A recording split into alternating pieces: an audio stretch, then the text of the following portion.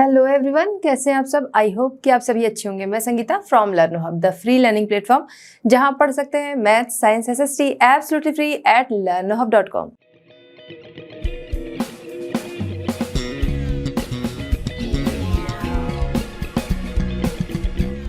बच्चों, आज हम डिस्कस करेंगे आईसीएसई क्लास 10। टॉपिक हमारा है द यूनाइटेड नेशंस।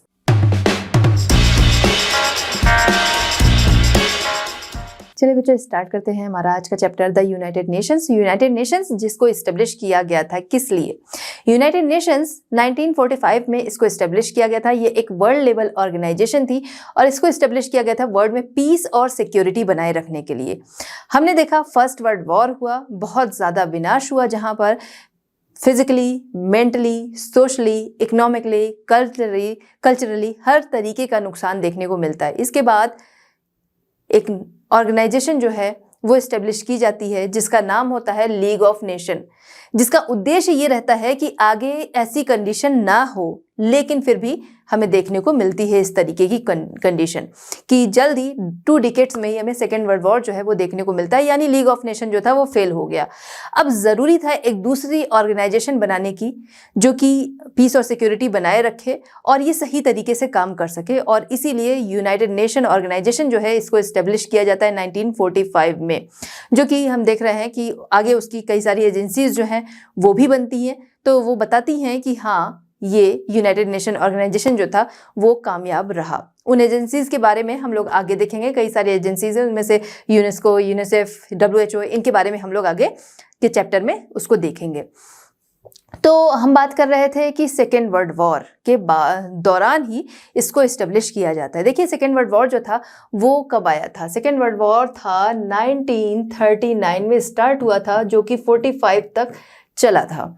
अब क्या है, सेकेंड वर्ल्ड वॉर तो स्टार्ट हो गया था, ऐसे में जो ब्रिटेन के जो प्राइम मिनिस्टर थे, ठीक है, ब्रिटेन के प्राइम मिनिस्टर जिनका नाम था मिस्टर चर्चिल, विंस्टन चर्चिल, और दूसरी तरफ अमेरिका के प्रेसिडेंट जिनका नाम था फ्रैंकलिन डी रूजवेल्ट, ये दोनों क्या है, ये दोनों अटलांटिक महासागर जो है वहाँ पर न्यू फाउंडलैंड के करीब एक बैटलशिप में मिलते हैं, जहाँ पर एक चार्टर जो है वो साइन करते हैं। इस चार्टर को नाम दिया गया अटलांटिक चार्टर, क्योंकि उसी जगह साइन हुआ था, इसलिए इसको नाम देखा जाता है कि इसी तरीके से लोग जो है वो नाम देते हैं, तो इसको नाम दिया गया अटलांटिक चार्टर। जहाँ पर ये विचार विमर्श हुआ, बातचीत हुई, डिस्कशन हुआ कि आगे इस तरीके की कंडीशन जो है वो ना हो, इसके लिए किसी ऑर्गेनाइजेशन का बनना ज़रूरी है। तो हम देखें तो UNO जो है, इसकी शुरुआत जो होती है, यूनाइटेड नेशंस जो है, इसके ऑर्गेनाइजेशन की शुरुआत जो है वो वहीं से होती है। एक तरीके का ये वहाँ से क्या था, साइन था इसके स्टार्ट होने का।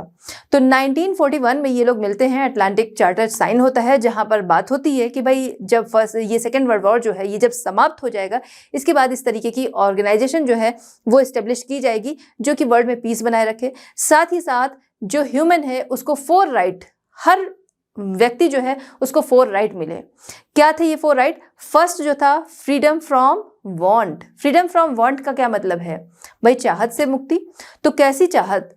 ठीक है, क्या हमारी अगर चाहत है एक अच्छा घर, अच्छी लाइफ, तो ये नहीं। वहाँ पर कैसी चाहती, जो इम्पेरियलिज्म, जिसकी वजह से हमने देखा कि वर्ल्ड वॉर हुआ, कॉलोनाइज करना, ये सारे कारण क्या थे? यही सारे कारण थे फर्स्ट वर्ल्ड वॉर के भी, यही सारे कारण थे सेकेंड वर्ल्ड वॉर के भी। तो यहाँ पर फ्रीडम फ्रॉम वांट से यही मतलब है। सेकेंड, फ्रीडम फ्रॉम फियर, हर समय भय बना रहना, हर समय में डर का माहौल रहना, युद्ध जैसी कंडीशन जो है वो बना रहना। साथ ही साथ कोई हमें कॉलोनाइज कर लेगा, साथ ही साथ उस पर हमारा कब्जा है, दूसरा कोई आकर कब्जा कर लेगा, और यही सारी चीजें जो हैं जिन्होंने युद्ध को जन्म दिया, तो इससे freedom. Third, freedom of religious belief. यहाँ पर फ्रीडम ऑफ रिलीजियस बिलीफ कि हर किसी को रिलीजियस बिलीफ जो है उनके अकॉर्डिंग उनको फ्रीडम है कि उसको कुछ भी मान सकते हैं।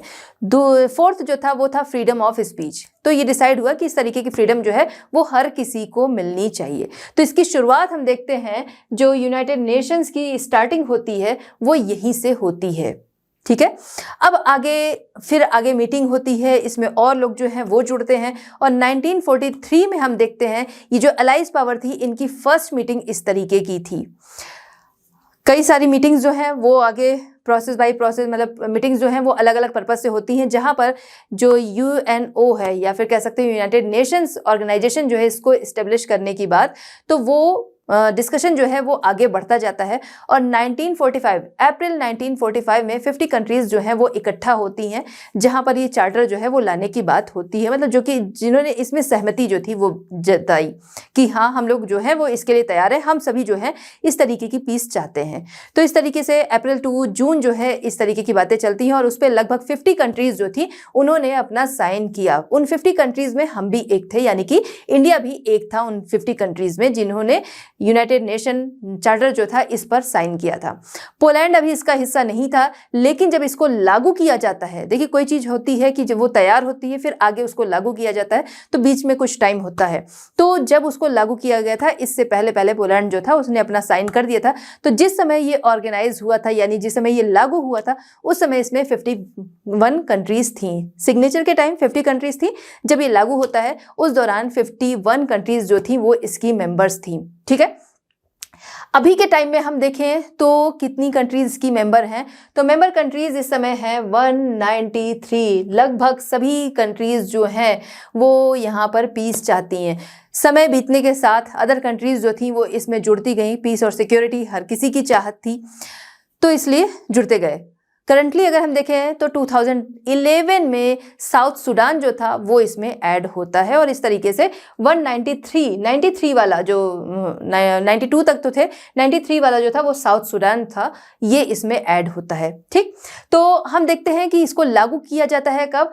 24 अक्टूबर 1945 को 24 अक्टूबर 1945 को इसको लागू किया जाता है। अब यहाँ पर यह ध्यान रखना है, देखिए सेकेंड वर्ल्ड वॉर जो था वो जो जापान था उसने कब सरेंडर किया था? जापान ने यहाँ पर सरेंडर किया था सितंबर 1945 और यहाँ पर 50 कंट्रीज जो थी उनके साइन जो थे वो पहले ही ले लिए गए थे, यानी अभी तक सेकेंड वर्ल्ड वॉर जो था वो ख़त्म नहीं हुआ था, लेकिन जिस समय इसको लागू किया गया इस समय तक सेकेंड वर्ल्ड वॉर जो था वो ख़त्म हो गया था। तो इस दिन पे ये लागू होता है और इसी दिन यानी 24 अक्टूबर जो है उसको UN डे के रूप में सेलिब्रेट किया जाता है। इसका हेडक्वार्टर कहाँ है? न्यूयॉर्क में इसका हेडक्वार्टर है। और मेंबरशिप की बात अभी हम लोग करें तो ये इसके मेंबर्स हैं। अब हम आते हैं इसके लोगो, इसके फ्लैग पर। तो ये जो है ये इसका फ्लैग है, आपको स्काई में लहराता हुआ फ्लैग जो है वो दिख रहा है, ब्लू कलर का फ्लैग है जिसपे कि इसका लोगो जो है वो व्हाइट कलर में बना हुआ है। लोगो को यहाँ पर हम देख लेते हैं कि किस तरीके का इसका लोगो है। लोगो में क्या है, हमको यहाँ पर ऑलिव लीव्स जो है वो दिख रही हैं। ऑलिव लीव्स जो कि पीस का सिंबल है। ठीक है, तो पीस हर कोई चाहता है। ठीक है, दूसरी तरफ ये क्या हमें दिख रहा है? ये हमें दिख रहा है हमारा जो अर्थ है वो दिख रही है। कैसे? जो नॉर्थ पोलर है वहां से इसको लिया गया है, जिसका उद्देश्य क्या है? इसका उद्देश्य ये है कि वर्ल्ड में पीस बनाए रखना, पीस और सिक्योरिटी जो है वो बनाए रखना। यानी कि देखिए ऑलिव लीफ जो हमने देखी ये क्या है, ये क्या चीज़ है? ये वर्ल्ड में पीस बनाए रखने के लिए, मतलब जो सिंबल है पीस का, तो चाहते हैं कि वर्ल्ड में पीस बनी रहे। दूसरी तरफ हम इस सिंबल की बात कर रहे हैं जहां पर नॉर्थ पोल जो है इसको शो किया गया है।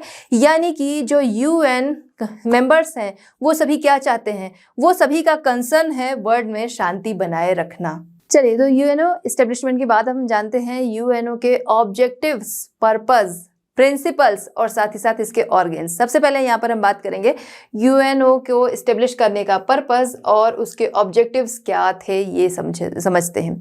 सबसे पहला जो था इसका ऑब्जेक्टिव वो क्या था?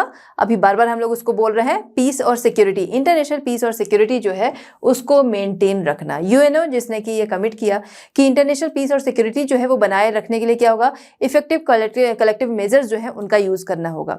भाई इफेक्टिव भी हो, कलेक्टिव कि सभी लोग का उसमें योगदान हो, कोई एक जो है सिर्फ उसी से शांति नहीं बनी रहेगी, सबका उसमें भागीदारी जरूरी। जैसे आपके क्लास में क्या है कि अगर किसी भी चीज को लेके दो ग्रुप जो है उनमें फाइट हो जाती है, ठीक है, दो ग्रुप में या दो बच्चों में फाइट हो जाती है, तो वो शांत कैसे होती है? जब दोनों शांत होंगे तभी वो शांत होगी। मान लीजिए एक पर्सन शांत हो रहा है, दूसरा जो है वो बार बार उग्र हुए पड़ा है, वो बार बार क्या कर रहा है, उसको परेशान कर रहा है, तो फिर फाइट जो है वो दोबारा होगी। कब होगी? जब दोनों ही जो ग्रुप हैं वो शांत होंगे तभी वो फाइट जो है वो शांत होगी। तो यहाँ पर तो वर्ल्ड लेवल की बात हो रही है ना। तो यहाँ पर क्या है, इफेक्टिव कलेक्टिव मेजर जो है इनको अपनाना।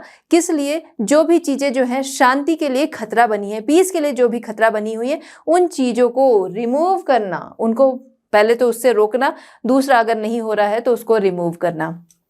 ठीक है। इसके अलावा जहाँ पर भी क्या है, इंटरनेशनल पीस और सिक्योरिटी जो है इसका वायलेशन हो रहा है, जो भी इसका उल्लंघन कर रहा है, अब जिन लोगों के बीच में डिस्प्यूट्स हैं उनको सुलझाना। अगर वो क्या है नॉर्मली सुलझ रहे हैं, बातचीत से सुलझ रहे हैं तो ठीक है, नहीं तो अग्रेशन के द्वारा उसको सप्रेस करना। और according to justice and law, जिसमें कि लोगों का फेथ होता है जस्टिस और इंटरनेशनल लॉ की बात हो रही है यहाँ पर, तो इसके अकॉर्डिंग क्या करना है, उन डिस्प्यूट्स को सॉल्व करना है जिससे कि इंटरनेशनल पीस और सिक्योरिटी बनी रहे, मेंटेन रहे।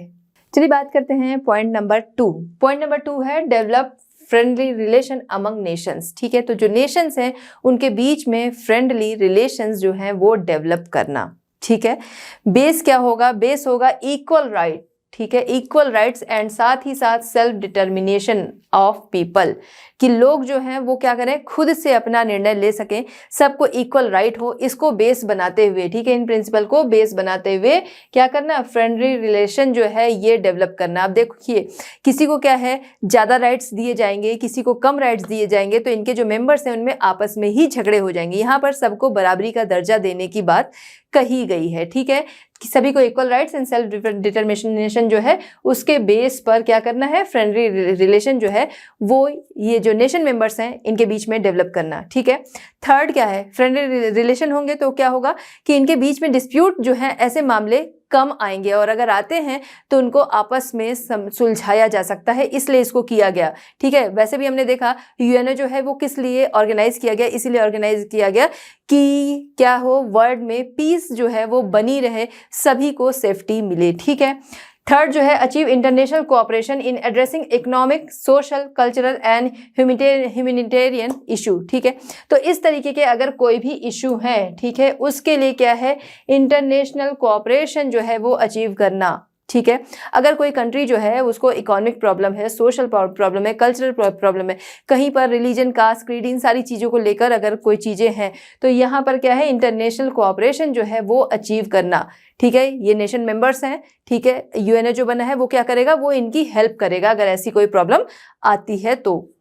नेक्स्ट है, यानी कि फोर्थ जो ऑब्जेक्टिव है, to be a centre for harmonising the actions of nations in achieving common goals. अब ये कॉमन गोल्स जो थे वो हमने देख लिए, तो ये जो कॉमन गोल्स हैं इनको अचीव करने के लिए नेशन के जो भी एक्शन होंगे, ठीक है, उसमें सामंजस्य बनाने के लिए सेंटर बनना। समझे, मतलब ये कि जो गोल्स यहाँ पर बताए गए हैं, ये गोल्स जो है इनको अचीव करना पड़ेगा।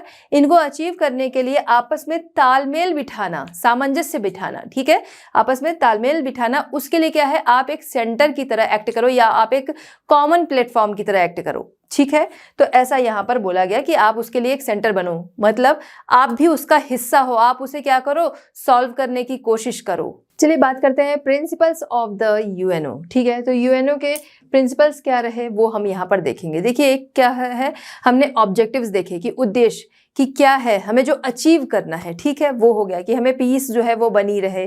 ठीक है, सभी लोग जो हैं वो पीस बनाए रखें, कॉन्फ्लिक्ट्स है उनको क्या करें, आपस में ही उन डिस्प्यूट को सॉल्व कर लें। ठीक है, पीसफुली तरीके से। अब हम बात कर रहे हैं प्रिंसिपल्स कि हमको क्या है, इसके अकॉर्डिंग काम करना, ये हमारे सिद्धांत है, ये चीज़ें जो हैं वो नहीं टूटनी चाहिए इस तरीके से। ठीक है, चलिए अब देखते हैं यहाँ पर। फर्स्ट है इसका प्रिंसिपल जो है, UNO is based on sovereign equality of all its member. ठीक है, इसके सभी मेंबर जो हैं वो इक्वल माने गए हैं। ठीक है, each member nation should perform her duty earnest according to charter. ठीक है, तो यहाँ पर क्या है कि सभी मेंबर नेशन जो हैं, क्या कहा गया कि सभी अपनी ड्यूटी जो है, पीस देखिए बनाए रखना है। ये किसी एक कंट्री की जिम्मेदारी नहीं है कि जो बहुत पावरफुल है या थोड़ा वीक है उस कंट्री की जिम्मेदारी, ये किसकी है, सबकी है। ठीक है, तो यहाँ पर क्या है कि सभी नेशन मेंबर जो है वो अपनी ड्यूटी जो है उसको ऑनेस्टली जो चार्टर है उसके अकॉर्डिंग परफॉर्म करेंगे। नेक्स्ट है, member nations are encourage to settle dispute through peaceful means, ठीक है। तो नेशन मेंबर्स जो हैं अगर उनके बीच में कोई क्या है डिस्प्यूट है तो उसको वो क्या है पीसफुल मीन्स जो हैं शांतिपूर्ण तरीके से उसको वो सॉल्व करेंगे, जिससे कि क्या है शांति बनी रहे, ठीक है, पीस जो है वो बनी रहे वर्ल्ड में, ठीक है। इस तरीके से नेशन मेंबर जो है वो क्या करेंगे अपने डिस्प्यूट सॉल्व करेंगे, ठीक। Rejection to threat and violence, यहाँ पर देखिए थ्रेट एंड वायलेंस जो है इसको रिजेक्ट किया गया है, यानी कि अगर क्या है इसका कोई नेशन मेंबर जो है, ठीक है, वो क्या करेगा किसी भी चीज़ के लिए थ्रेट एंड वायलेंस जो है इसको यूज़ नहीं कर सकता किसी भी नेशन के लिए, ठीक है। यानी अगर किसी से कोई प्रॉब्लम है डिस्प्यूट है तो वो इन चीज़ों का यूज़ करे, तो यहाँ पर ये मना है कि कोई भी नेशन मेंबर जो है वो इन चीज़ों का यूज़ नहीं कर सकता है। सॉल्व करने के लिए क्या है पीसफुल मीन्स है उनसे सॉल्व करो, थ्रेट एंड वायलेंस से सॉल्व नहीं करना है। कोऑपरेशन इन यूएनओ फंक्शंस, ठीक है, अगर कोई नेशन मेंबर जो है वो इस तरीके के काम कर रहा है जो इसके अकॉर्डिंग है यूएनओ फंक्शन, ठीक है, अगर कोई भी नेशन मेंबर जो है वो इस तरीके से काम कर रहा है कि वो इसके अकॉर्डिंग है, तो क्या होगा यूएनए के जो मेंबर्स हैं नेशन मेंबर्स हैं वो इसकी हेल्प करेंगे, और अगर कोई इसके अगेंस्ट काम कर रहा है तो वहां पर यूएनओ जो है वो क्या करेगा कार्रवाई करेगा। नेक्स्ट है non intervention in internal affairs, nation members जो हैं, ठीक है, उनके जो इंटरनल अफेयर होंगे उसमें यूएनओ जो है वो कहीं भी इंटरवीन नहीं करेगा, ठीक है।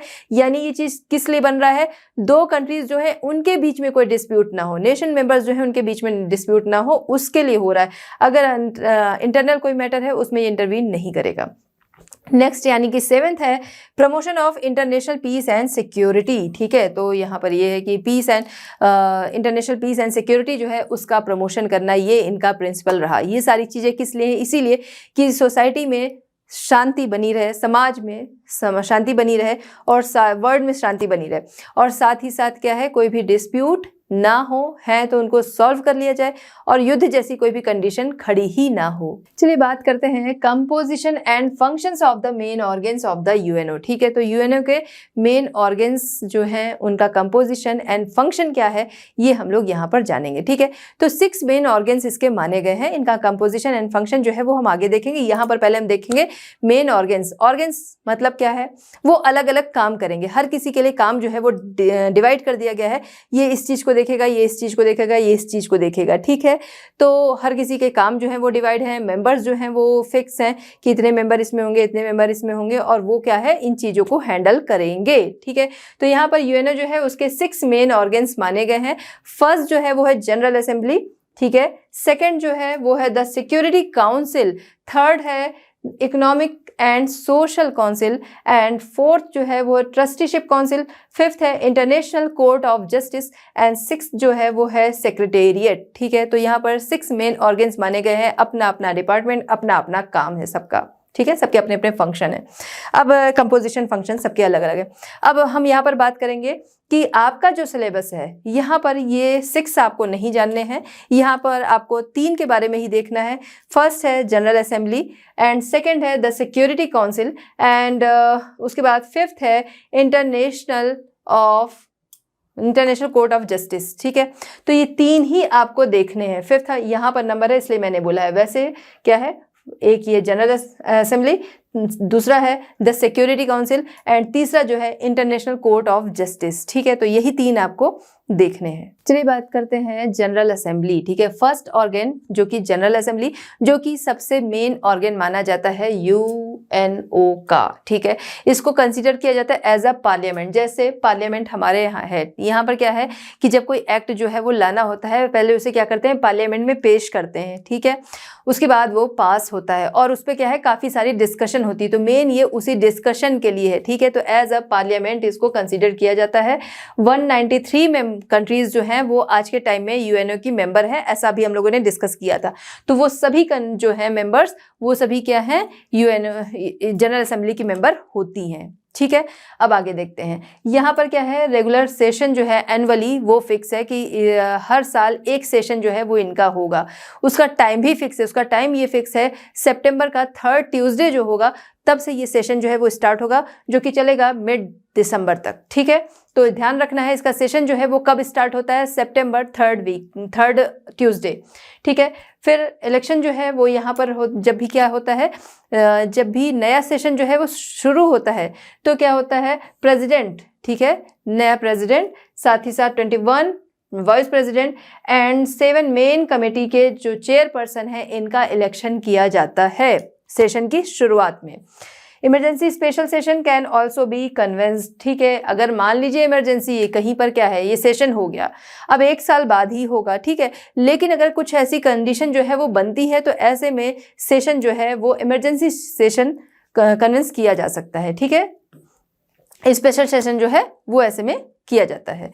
सभी कंट्री जो है वहाँ से 5 रिप्रेजेंटेटिव जो हैं वो आ सकते हैं, वो शामिल हो सकते हैं, लेकिन जब भी कोई बात होगी वहाँ पर वोट जो होगा एक कंट्री का एक ही माना जाएगा। एक कंट्री से 5 लोग आ रहे हैं, बट वोटिंग की अगर बात होगी तो 1 कंट्री 1 वोट ही यहाँ पर माना जाएगा। मान लीजिए किसी बात पे डिस्कशन हो रहा है, ठीक है, तो एक कंट्री का 1 वोट ही लिया जाएगा। ठीक, इसके अलावा भी हमने बात कहा कि यहाँ पर क्या है, डिस्कशन होता है। मान लीजिए कोई बहुत ही ज़्यादा इंपॉर्टेंट मैटर है, उस पर डिस्कशन चल रहा है, तो वहाँ पर जो वोटिंग होगी तो 2/3 मेजॉरिटी जो है वो बहुत ज़रूरी है। कब इम्पॉर्टेंट मैटर है तब।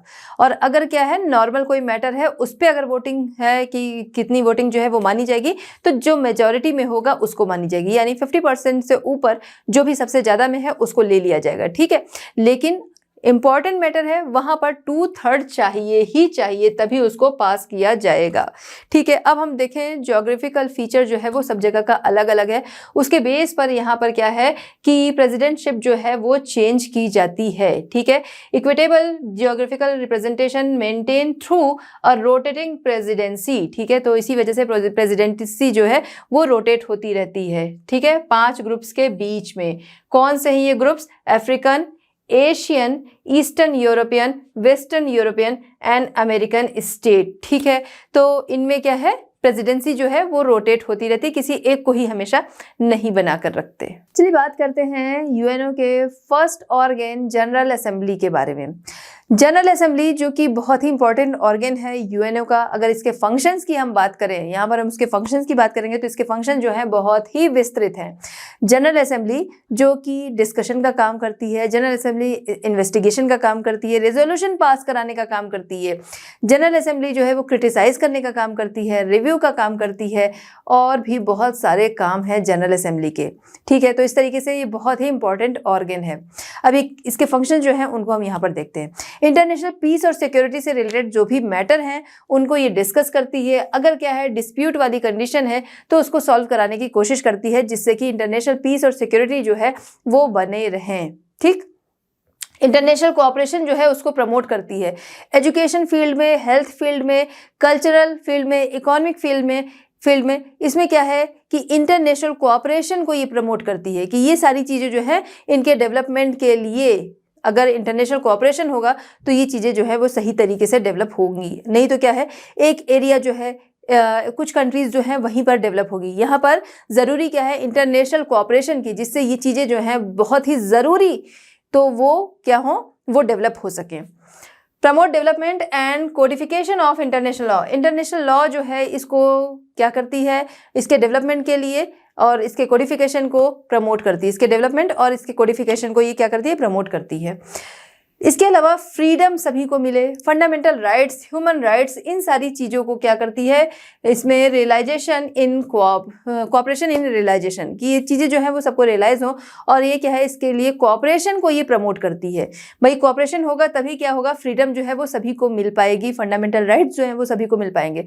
जब यूएनओ जो था वो इस्टेब्लिश किया गया, उससे पहले ही कहा गया कि एक उनका जो उद्देश्य था यही था कि सभी को क्या है, फ्रीडम जो है वो मिल सके, फंडामेंटल राइट्स जो हैं वो सभी को मिल सके, इसीलिए यूएनओ जो था वो इस्टेब्लिश किया गया था। पीस, सिक्योरिटी, ये सारी चीज़ें थी, उसके साथ ही साथ ये भी मैटर था, तो इसको ये क्या करती है, प्रमोट करती है।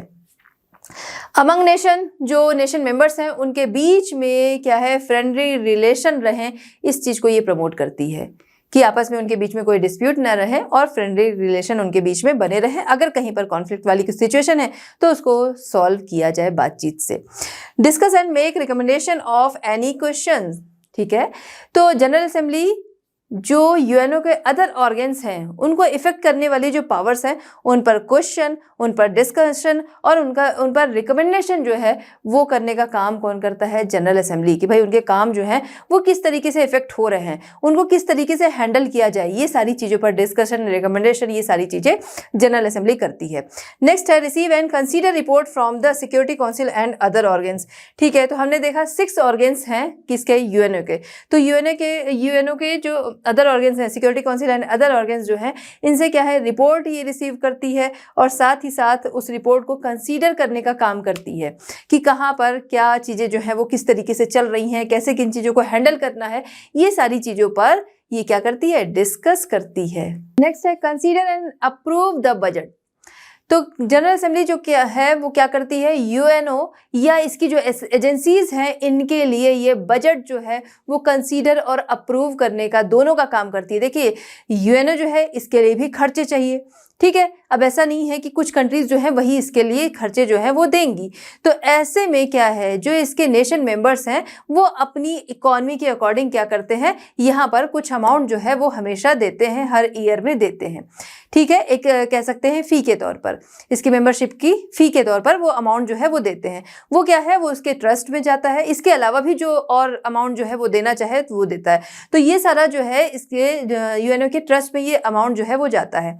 अब यूएनओ जो है इसका भी अपना बजट होगा, वो वहीं से पूरा होता है। और इसके अलावा अगर हम देखें इसकी एजेंसीज, अभी आगे के चैप्टर में हम देखेंगे कि यूएनओ जो है इसका फॉर्मेशन जो था वो किस लिए हुआ था? पीस, सिक्योरिटी और अदर चीज़ों के लिए बना था, ठीक है। इंटरनेशनल पीस और सिक्योरिटी जो है वो बनी रहे। अब जो सेकेंड वर्ल्ड वॉर था इसके बाद बहुत सारे ऐसे बच्चे थे जो क्या था कि उनके पेरेंट्स उनको छोड़ गए, ठीक है। युद्ध में कितने सारे लोग जो थे उनकी जान चली गई। तो ज़्यादा से ज़्यादा क्या था? मेल जो थे उनकी जान गई थी क्योंकि वो युद्ध पर गए थे। बहुत सारी फीमेल जो थी उनकी भी जान गई। तो बहुत सारे बच्चे जो थे उन्होंने अपने पेरेंट्स को खो दिया। बहुत सारे ऐसे घर थे जहाँ पर बच्चे थे और उनकी मदर थी बट और कोई नहीं था। तो इनकी हेल्प के लिए इन्होंने क्या किया कि एजेंसीज जो थी वो बनाई, जिससे क्या है इनको जो फूड है ज़रूरी वो मिल सके, ज़रूरी एजुकेशन जो है वो मिल सके। अब इन सारी चीज़ों के लिए क्या है? फंड चाहिए। तो यही काम यहाँ पर अगर हम बात कर रहे हैं जनरल असेंबली की, तो इनके लिए फंड जो है वो कंसीडर करना, अवेलेबल कराना, ये सारी चीज़ें, ठीक है। इनका जो बजट है वो कंसीडर करना और अप्रूव करना, ये काम क्या है? किसका है? ये जनरल असेंबली का काम होता है, ठीक है। इसके अलावा जनरल असेंबली क्या करती है कि इंटरनेशनल ट्रस्टीशिप सिस्टम जो है इसके जो फंक्शन हैं उनको प्रमोट करने का काम करती है। जनरल असेंबली क्या करती है कि elect the member of UNO के जो मेंबर्स हैं इनको इलेक्ट करने का काम करती है। देखिए जितने भी यूएनओ के मेंबर्स हैं वो सारे मेंबर्स किसके भी होते हैं? General assembly. जितने मेंबर, अगर 193 यूएनओ के मेंबर्स हैं वही मेंबर्स किसके होंगे? General assembly. तो यूएनओ के जो मेंबर्स होते हैं इनको इलेक्ट करने का काम करती है। साथ ही साथ security council, economic and social council, the trusteeship council and international court of justice, यानी कि अदर ऑर्गन्स जो भी हैं इन सभी के जो मेंबर्स होते हैं इनको इलेक्ट करने का काम भी जनरल असेंबली करती है। तो आपको समझ में आ रहा है इन सब पर इसकी पकड़ है। तो जनरल असेंबली जो है वो बहुत ही क्या है? पावरफुल है। Appoint the security general at the recommendation of the security council. तो सिक्योरिटी काउंसिल के रिकमेंडेशन पर क्या करती है? सिक्योरिटी जनरल जो है इसको अपॉइंट करने का काम करती है। नेक्स्ट है under the uniting for piece. तो यहाँ पर क्या है? पीस जो है वो बनाए रखना है। अब क्या है कि सिक्योरिटी काउंसिल जो है वो इसके लिए एक्शन लेती है अगर कहीं पर इंटरनेशनल पीस जो है उसके लिए कहीं पर खतरा है। तो पहले तो बात जो है, डिस्प्यूट जो है उसको बातों से सुलझाया जाता है, लेकिन अगर कहीं पर ज़्यादा खतरा हो रहा है तो इसके खिलाफ एग्रेशन वाला एक्शन जो है वो भी लिया जा सकता है। अब ऐसे में ये जिम्मेदारी किसकी होती है? ये जिम्मेदारी होती है किसकी? सिक्योरिटी काउंसिल की। सिक्योरिटी काउंसिल अभी आगे हम देखेंगे कि उसके इतने मेंबर्स हैं और इतने इसके परमानेंट मेंबर हैं। कई चीज़ें जो हैं उसमें परमानेंट मेंबर जो हैं उनकी मंजूरी होना ज़रूरी है। अब क्या है कि जो भी एक्शन लेना है, जहाँ पर क्या है डिस्प्यूट वाला है मामला, इंटरनेशनल पीस और सिक्योरिटी जो है उसके लिए खतरा है, एक्शन लेना है। लेकिन यहाँ पर जो हम देखेंगे सिक्योरिटी काउंसिल जो है उसके जो मेंबर्स हैं, परमानेंट मेंबर्स, उनकी मंजूरी ज़रूरी है। उनमें से एक भी अगर मंजूरी नहीं दे रहा है तो बिल जो है वो पास नहीं होगा। अब ऐसे में क्या होगा कि यहाँ पर कोई फैसला जो है वो, कोई डिसीजन जो है वो नहीं लिया जा सकेगा इसकी कमी की वजह से। अब ऐसे में जनरल असेंबली जो है वो आगे आएगी और फिर उसके बाद अग्रेशन वाला एक्शन लेने के लिए रिकमेंड करेगी। ठीक है, तो यहाँ पर भी पीस जो है वो बनाए रखने के लिए, यूनिटी बनाए रखने के लिए जनरल असेंबली जो है वो इनसे भी आगे आएगी। चलिए बात करते हैं द सिक्योरिटी काउंसिल। ठीक है, तो सिक्योरिटी काउंसिल क्या है ये पहले ही समझते हैं। सिक्योरिटी काउंसिल जो है ये यूएनओ की एग्जीक्यूटिव बॉडी है। जैसे क्या है हमारे यहाँ क्या है, एक लेजिस्लेचर है जो क्या करते हैं, जो भी लॉ एंड ऑर्डर जो है वो लाना होता है, नियम कानून जो है वो लाने होते हैं, तो उसके लिए क्या करते हैं, जो लेजिस्लेचर होते हैं उनको पेश करते हैं पार्लियामेंट में। ठीक है, और एग्जीक्यूटिव क्या करते हैं, वो उसको पास करने का काम करते हैं। ठीक है, तो यही चीज यहाँ पर है। सिक्योरिटी काउंसिल क्या है, यूएनओ की एग्जीक्यूटिव बॉडी है। ठीक है, इसमें मेंबर्स की बात हम लोग करें तो 15 मेंबर्स है। ध्यान रखिएगा इसके मेंबर्स कितने होंगे, 15। हमने इसके पहले जनरल असेंबली के मेंबर्स देखे 193। जितने जो यूएनओ के सदस्य हैं वो सारे जनरल असेंबली के मेंबर होंगे, बट सिक्योरिटी काउंसिल जो है इसके मेंबर कितने होंगे, 15। इन 15 में से 5 ऐसे होंगे जो कि परमानेंट होंगे, हमेशा ही वो इसके मेंबर रहेंगे। ठीक है, जैसे यूएसए है फर्स्ट, सेकेंड है Russia, third England and fourth है फ्रांस एंड फिफ्थ है चाइना। ये क्या है, ये परमानेंट है। बाकी के जो 10 बचे, ठीक है, हम लोगों ने 15 बोला ना, 15 में से 5 ये हो गए एंड बाकी के जो 10 हैं ये क्या होंगे, ये नॉन परमानेंट होंगे, जो 2-2 साल के लिए चुने जाएंगे। ठीक है, 2 साल के लिए कोई और हो गया, फिर 2 साल के लिए कोई और कंट्री हो गई, इस तरीके से। ठीक, अच्छा नेक्स्ट, हर मेंबर जो है काउंसिल का उसका क्या है, 1 वोट माना जाएगा। ठीक है, each member of the council है 1 वोट, 1 वोट का ही उसको राइट है। चलिए इसके अलावा क्या है कि majority vote of at least 9 members. ठीक है, किसी भी चीज का डिस्कशन हो रहा है, ठीक है, वहां पर क्या है 9 मेंबर्स का वोट जो है वो बहुत जरूरी है। 15 में से 9 मेंबर का अगर वोट होगा तभी वो चीज जो है वो आगे पास मानी जाएगी, वरना उस चीज को रिजेक्ट कर दिया जाएगा। हाँ, जहां पर इंपॉर्टेंट मामले हैं वहां पर ये 9 मेंबर्स जो हैं वही रहेगा कि मेजॉरिटी जो है वो 9 मेंबर्स की ही मानी जाएगी। लेकिन जो हमने अभी देखा 5 परमानेंट मेंबर जो हैं, उन 5 में से 5 सारे जो हैं उनकी तरफ से क्या है, हाँ होनी चाहिए। ठीक है, इसका मतलब उन 5 में से अगर कोई एक भी कह दिया नहीं तो नहीं। ठीक, जब अगर कब है, अगर कोई भी इंपॉर्टेंट मामले मैटर हैं वहां पर इन 5 की सहमति जो है वो जरूरी होती है। ठीक, नेक्स्ट है राइट टू वीटो। जो हमने देखा परमानेंट मेंबर्स हैं 5, ठीक है, इनको राइट टू वीटो जो है वो दिया गया है, यानी कि कोई भी काम अगर है, कोई भी डिसीजन जो है वो लिया जा रहा है, उसमें इन 5 में से अगर एक ने भी राइट टू वीटो का अगर यूज कर लिया, उसने मना कर दिया, तो फिर क्या है, उस चीज को नहीं माना जाएगा। ठीक है, नेक्स्ट है the presidency of the council is held in turn by the members of the security council. ठीक है, तो यहाँ पर प्रेसिडेंसी जो है वो क्या होती रहती है, वो रोटेट होती रहती है। ठीक है, प्रेसिडेंसी यहाँ पर रोटेट होती रहती है और हर प्रेसिडेंट जो है वो 1 मंथ के लिए काउंसिल का प्रेसिडेंट होता है। ठीक है, मेंबर्स के बीच में ही प्रेसिडेंसी जो है वो रोटेट होती रहती है हर 1 मंथ पर। The security council is considered to be continuously in session. ठीक है, तो यहाँ पर सिक्योरिटी काउंसिल जो है, सिक्योरिटी काउंसिल, इसको कंसिडर किया जाता है कि ये हमेशा ही क्या है, सेशन में है। क्यों? क्योंकि बाई चांस, जैसे अभी हमने देखा कि अचानक से मीटिंग करनी है, ठीक है, तो सब अलग अलग जगह है, कैसे पहुंचेंगे। यहाँ पर क्या है कि अचानक से अगर कोई सेशन जो है वो बुलाया जा रहा है, ठीक है, तो ऐसे में इमरजेंसी सेशन, ठीक है, तो ऐसे में क्या है, कहा गया है जो परमानेंट इसके मेंबर्स हैं, ठीक है, परमानेंट मेंबर्स जो है उनके जो प्रतिनिधि होंगे, उनके जो डेलीगेट्स होंगे, वो परमानेंट रूप से कहाँ, न्यूयॉर्क में ही रहेंगे, कि अगर अचानक से कोई सेशन बुलाया जाता है तो वो पहुंच सके। इसलिए इनको कंसीडर किया गया है कंटिन्यूअली इन सेशन, कि ये सेशन में कंटिन्यूअसली रहते हैं। चलिए बात करते हैं सिक्योरिटी काउंसिल के फंक्शंस के बारे में। ठीक है, तो जैसा कि हमने बाकी के बिल में देखा कि पीस एंड सिक्योरिटी जो है मेंटेन रखना, ये सबसे मेन फंक्शन है। ठीक है, तो यहाँ पर भी यही है कि सब इंटरनेशनल पीस एंड सिक्योरिटी जो है इसको मेंटेन करना। ठीक है, इसके अलावा अगर किसी भी कंट्री के बीच में, ठीक है, उनमें अगर डिस्प्यूट वाली सिचुएशन दिख रही है तो उसको इन्वेस्टिगेट करना, साथ ही साथ रिकमेंड करना मेथड्स कि किस तरीके से इसको एडजस्ट किया जा सकता है, डिस्प्यूट को किस तरीके से हम लोग सॉल्व कर सकते हैं।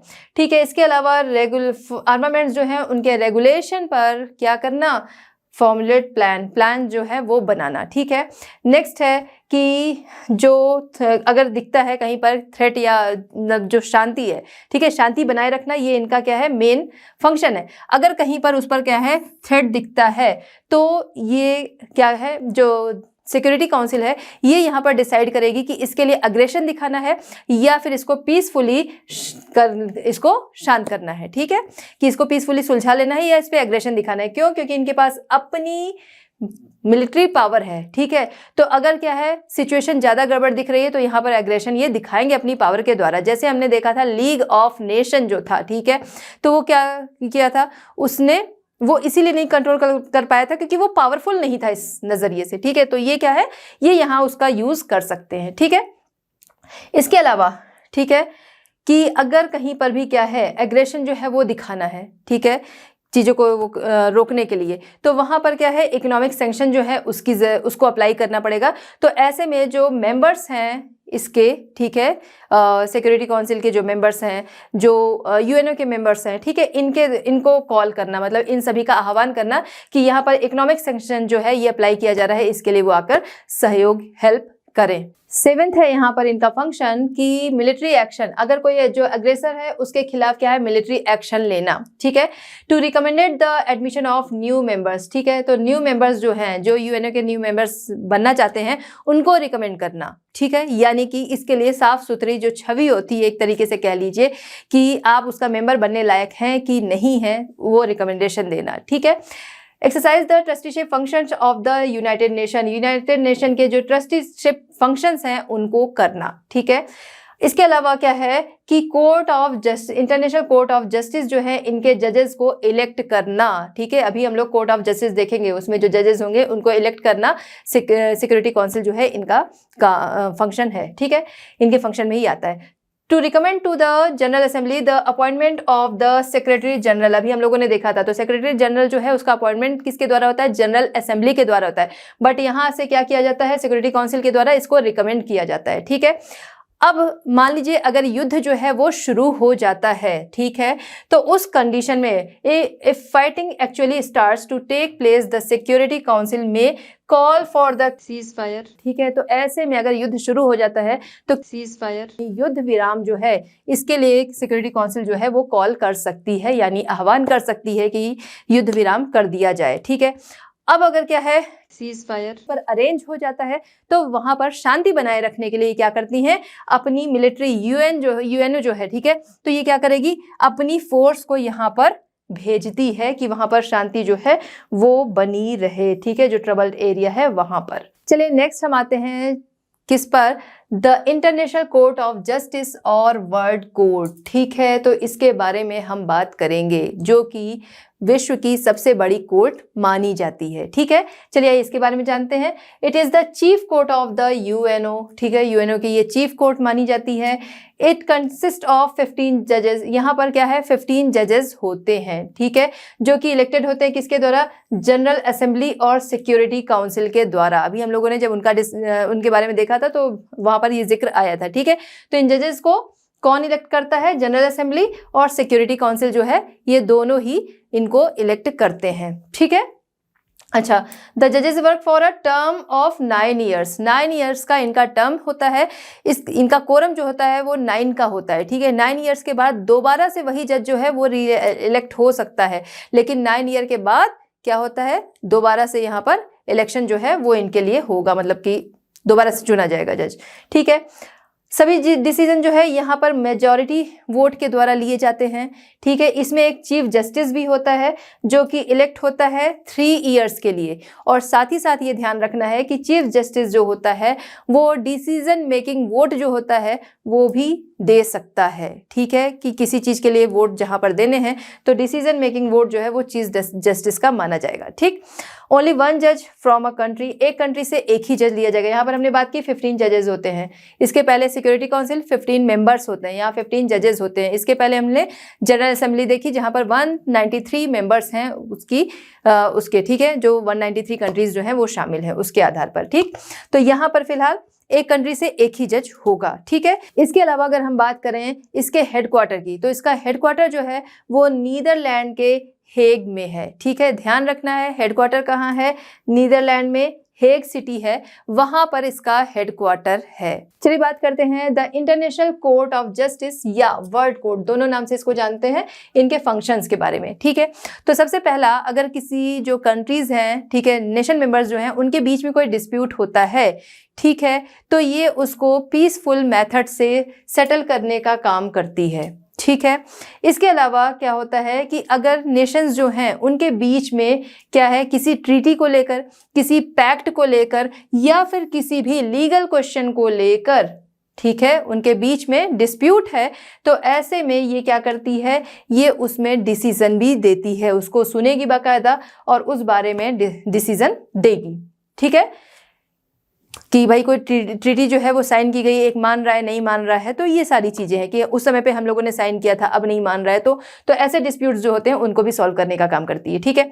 इसके अलावा ये एडवाइस करती है general assembly, security council and other agencies of UNO जो हैं, ठीक है, इनके जो लीगल मैटर्स होते हैं उनके लिए एडवाइस करने का काम भी करती है। कौन सी? कोर्ट ऑफ जस्टिस, ठीक है, इंटरनेशनल कोर्ट ऑफ जस्टिस जो है इन मैटर्स को भी सुलझाने का काम करती है या इनको एडवाइस करने का काम करती है। तो बच्चों, इस तरह हमारा ये चैप्टर कंप्लीट होता है। मिलते हैं next chapter at Learno hub. Learno hub free है पर बेस्ट है।